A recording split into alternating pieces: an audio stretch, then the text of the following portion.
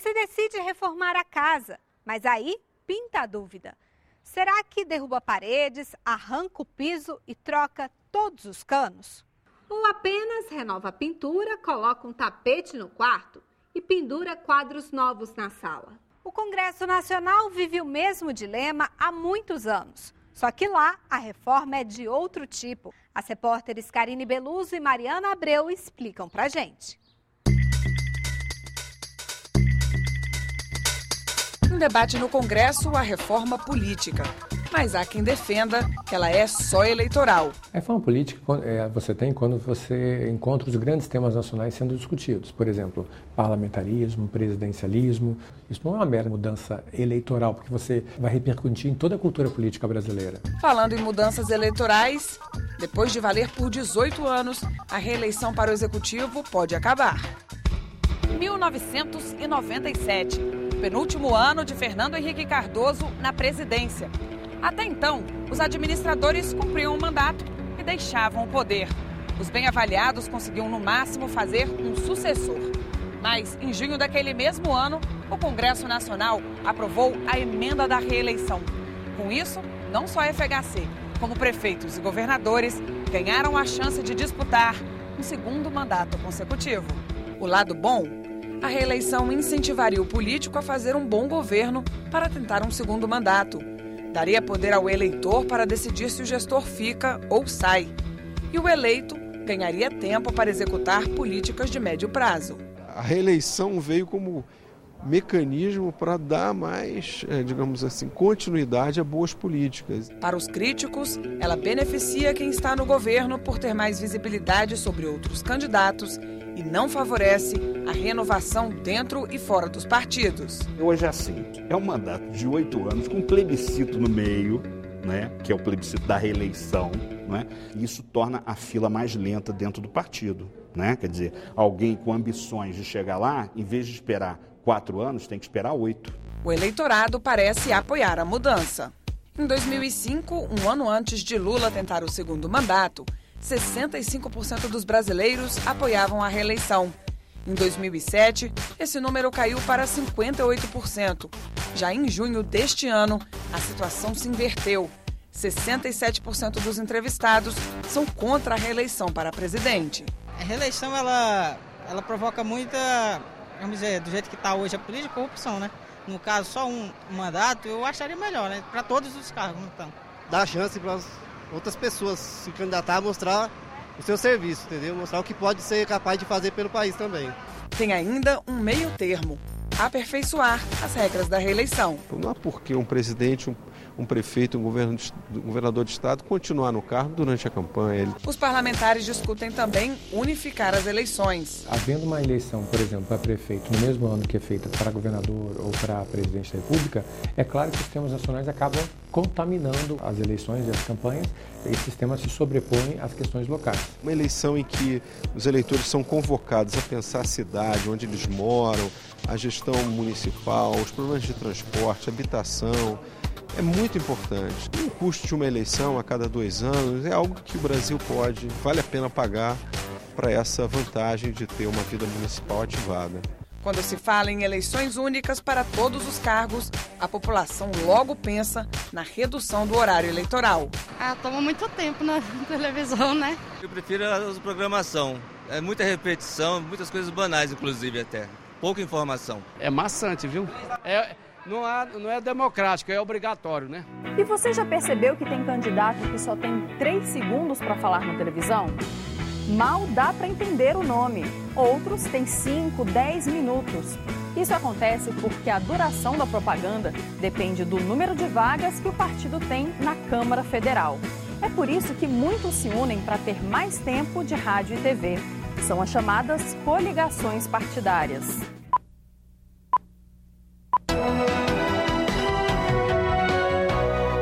Não existe nenhum compromisso ideológico, não existe nada disso. E faz com que o número de candidatos prolifere, seja muito grande, o que acaba atrapalhando a escolha do eleitor. Só que os interesses dos partidos vão muito além do horário eleitoral. Termina aqui o programa do Time da Mudança. É uma vaquinha que eles fazem porque cada um traz o seu pedaço do fundo partidário. Uns pedaços maiores, outros pedaços menores, né? Mas acaba ficando um bolo considerável quanto maior for a coligação. E para os partidos pequenos também fugirem do quociente eleitoral, né? Que é o mínimo de voto que eles precisam atingir. É como se fosse um casamento, só que temporário. Assim que as eleições terminam, as alianças são desfeitas. Mas isso pode mudar. No Congresso, 2 propostas estão em discussão. A primeira só permite as coligações partidárias nas eleições para presidente da República, senador, governador e prefeito. A outra cria federações partidárias com tempo definido. O que isso significa? Os partidos podem se unir desde que o casamento dure pelo menos 4 anos. A ideia das coligações é que você junte os partidos para fins de pensar políticas públicas, pensar projetos para o país, mas não é essa prática que está vigindo nas eleições para o Congresso e nas assembleias e nas câmaras municipais. E será que o tempo de propaganda no rádio e na TV pode influenciar o financiamento das campanhas? Se eu sou um doador privado, para quem que eu vou dar recurso? Para quem tem chance de ganhar. Quem tem chance de ganhar? Quem tem tempo na TV. No Brasil, as campanhas são financiadas com dinheiro público e privado. O cidadão pode doar até 10% do que ganhou no ano anterior ao da eleição. Para as empresas, o limite é de 2% do faturamento. Mas essas regras não fazem parte da nossa Constituição. Por isso, estão sendo questionadas no Supremo Tribunal Federal pela OAB, a Ordem dos Advogados do Brasil. A grande discussão aqui é quem financia a democracia, quais os limites que tem que se colocar no poder econômico em relação à sua atuação junto a campanhas políticas, a financiamento de partidos e essa influência do dinheiro na política. Quando o assunto é financiamento privado, a principal polêmica fica por conta das doações de empresas. Tinha que acabar, porque essa doação é o meio de comprar voto e comprar favores. Não é, então, o fato que o candidato recebe muitos recursos do setor privado, que, no meu entender, é o problema principal. O problema principal é que ele recebe grande parte dos seus recursos de um número muito pequeno, às vezes só de um único financiador. Nas campanhas de 2014, em todas elas, desde deputado até presidente da República, 75% dos valores foram arrecadados junto a corporações, junto às empresas. Quem financia hoje a democracia no Brasil não é a cidadania, são as corporações. O financiamento público também divide opiniões. Este professor de ciência política chama a atenção para o dinheiro não contabilizado com o tempo de rádio e TV. Parece que não tem financiamento público de campanha no Brasil. Tem, e é enorme. O que os partidos políticos brasileiros têm, por meio do horário eleitoral gratuito, é o sonho de consumo de qualquer partido no mundo. Nenhum partido no mundo tem tanto tempo de TV, tanto acesso direto aos eleitores, quanto tem os partidos brasileiros. Deputados e senadores debatem 4 propostas para mudar o financiamento de campanha no país. Alterar a Constituição para oficializar as doações de empresas aos partidos. Com isso, só o cidadão poderia fazer doações a um candidato específico. Proibir qualquer tipo de doação para os candidatos. Só os partidos poderiam receber dinheiro, mas haveria um limite de arrecadação. Acabar com as doações de pessoas e empresas, ou seja, estabelecer o financiamento público exclusivo de campanhas. E criar um fundo para concentrar todas as doações. O dinheiro seria dividido entre os partidos e administrado pelo Tribunal Superior Eleitoral, o TSE. Não há um melhor sistema. Todo sistema ele tem muitos benefícios e ele tem alguns defeitos. O ideal é tentar buscar e localizar qual é aquele sistema que tem mais benefícios do que defeitos. Uma das coisas, entretanto, que deve ser sempre preservada é a participação do cidadão. Mas um dos pontos que pode fazer mesmo diferença nessa reforma é a mudança no sistema eleitoral. Sistema eleitoral nada mais é do que transformar votos em vagas. E as formas de fazer essa conversão são muitas. Na eleição majoritária, o mais votado leva.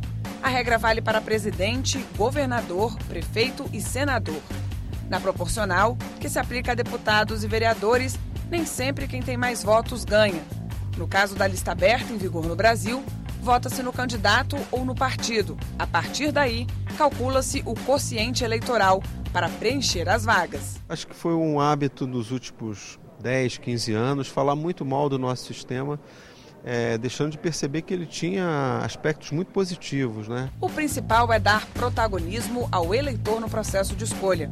O problema é que esse sistema permite que um candidato com votação expressiva não se eleja caso seu partido não atinja o quociente eleitoral. Tem ainda o chamado efeito tiririca, que é quando um candidato bem votado garante mandato a outros do mesmo partido que receberam poucos votos. Tem ainda a lista fechada, em que o voto é no partido. Cada sigla define previamente uma ordem de candidatos para preencher as vagas conquistadas. No voto distrital, o país é dividido em pequenos distritos. Cada um elege seu representante para o legislativo, do federal ao municipal.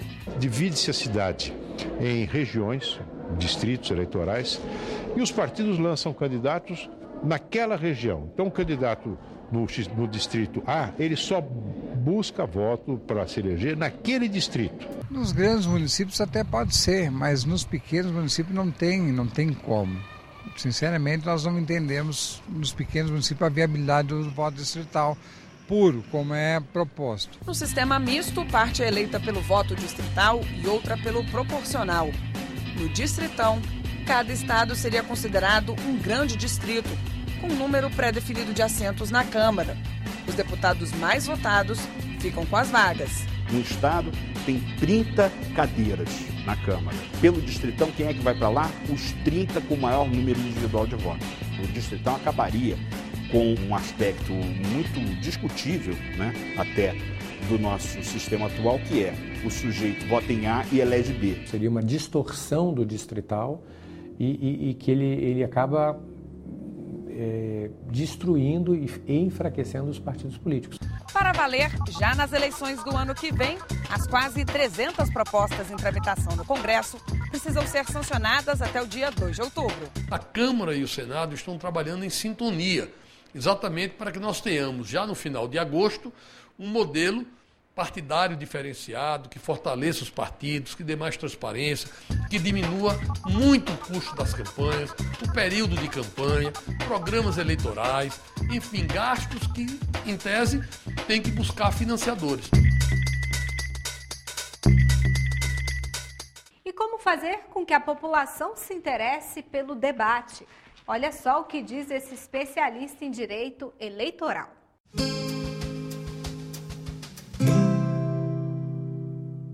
Roberto, dentro da discussão da reforma política aqui no Congresso, como que se faz para envolver o cidadão nesse processo? Às vezes a matéria político-eleitoral é um pouco mais difícil de compreensão, mas a participação cidadã é absolutamente fundamental. À medida que a população for compreendendo melhor como ela deve fazer esse acompanhamento do desempenho dos eleitos, tanto melhor. Discute-se, por exemplo, nessa proposta de reforma política, uma simplificação para a apresentação de projetos de iniciativa popular, facilitando e aproximando a cidadania do próprio Congresso. O custo das campanhas eleitorais, elas estão cada vez maiores. Tem um projeto que discute dar um limite, um teto para o custo, para os gastos dessas campanhas. Qual que é a sua opinião sobre isso? Quem acompanha os dados da Justiça Eleitoral, dos gastos de campanha das últimas eleições, vai poder perceber que há um gráfico crescente. O estabelecimento de tetos de gastos, mas de doações, tanto de pessoas físicas quanto jurídicas, me parece essencial. Como é que funciona hoje a prestação de contas de cada partido em relação às campanhas eleitorais? Como que o cidadão faz esse acompanhamento hoje em dia e se tem alguma discussão para até melhorar esse acompanhamento? O Congresso está definindo um novo modelo de campanhas eleitorais. Penso que qualquer que seja o modelo de prestação de contas e de financiamento de campanhas que o Congresso adotar, não poderá prescindir da transparência. Existe também um projeto de lei de autoria do senador José Serra que para os municípios com mais de 200 mil eleitores seja possível o voto distrital para vereador. Como é que essa lei, se for aprovada, ela pode influenciar em todo o sistema eleitoral? Acho que é importante destacar que esse projeto, por não demandar uma alteração na Constituição, ele é mais fácil de ser aprovado e constituiria uma experiência importante para a utilização do sistema majoritário para as câmaras de vereadores no Brasil. E aumentar o mandato de prefeitos de 4 para 5 anos, na sua opinião, é bom ou é ruim para o município? A questão da duração dos mandatos precisa ser considerado em conjunto com duas outras propostas importantes da reforma política: o fim da reeleição e a coincidência de eleições. Penso que a tendência para a próxima eleição, para os próximos, num horizonte de curto prazo, seria o fim da reeleição e a manutenção do mandato de 4 anos. De modo que, se houvesse essa coincidência de eleições, os custos também reduziriam e não haveria um distanciamento excessivo entre o eleitor e o eleito. E que pontos da reforma política que estão sendo discutidos que você destacaria que tem a possibilidade de já valer para as próximas eleições municipais? Do ponto de vista da reforma política constitucional, acho que há uma grande chance de o fim da reeleição já estar previsto na Constituição. Do ponto de vista da legislação infraconstitucional, as alterações serão maiores. Isso para tentar dar mais transparência, estabelecer limites, reduzir o tempo das campanhas, reduzir os gastos, de modo que os custos, a meu ver, com estas disposições legais, deverá cair, configurando um passo positivo da reforma. Tá certo. Muito obrigada, Roberto. Eu que agradeço. Ajude a gente a fazer um Município Brasil. Diga aí o que você acha do programa e o que gostaria de ver aqui. Nosso e-mail é tv@senado.leg.br. E quer ver o seu município no quadro Sou Daqui? Tem aperreio não. Fale com a gente por e-mail, pelo Instagram ou pelo Facebook. Não esqueça a hashtag Sou Daqui. Lembra do jogo da velha? É aquele símbolo lá. Manda aí que a gente atende. 57.261. Esse é o número de vereadores que o Brasil tem. E você sabe o que eles têm feito aí no seu município? Em agosto é a vez dos vereadores marcharem a Brasília. A gente vai falar sobre isso no próximo encontro. O programa de hoje está na internet. Anote aí, senado.leg.br/tv e youtube.com/TV Senado. E você também pode entrar em contato com a gente pelo WhatsApp.